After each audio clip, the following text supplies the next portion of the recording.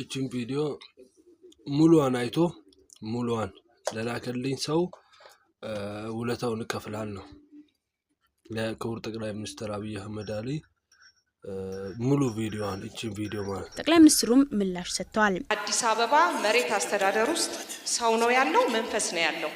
ማመልከቻ ጽፈን ሂደቱን ሁሉ ጠብቀን እንሄዳለን። እውነቴን ነው የምላችሁ፣ ማንንም ኦፌንድ ለማድረግ አይደለም።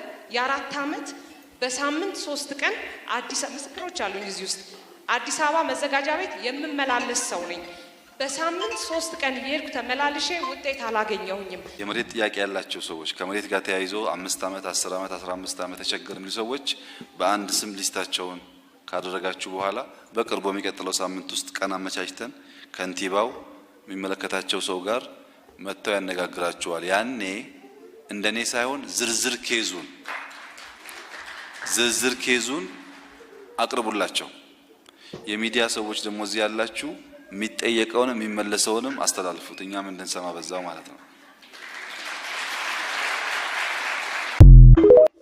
ውድ ኢትዮጵያውያን እህት ወንድሞቼ ጥሩ የሆነ መልእክት ነው ያስተላለፉት። እናመሰግናለን። ክቡር ጠቅላይ ሚኒስትር አብይ አህመድ አሊ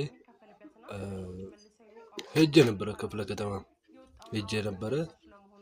ተመላልሼ ልክ እሷ እንዳለችው ተመላልሼ ብዙ ስቃይ አይቼ ቀጠሮ ካሳስኩ በኋላ ምንድነው ያሉን? ለወረዳውም ለመሬት አስተዳደሩም አዲስ መመሪያ ወርዶላችኋል፣ ያስተናግዷችኋል፣ ሄዱ ነው የተባለው። ወረቀቱ በእጄ ስላለ ማለት ነው። እነሱ የሚጫወቱት ድራማ የትኛውም የፊልም ባለሙያ ሊጫወት አይችልም። የለውም እንደዚህ አይነት ካራክተር የለም። በቃ እዚህ ናቸው። ወዳቸዋለሁ።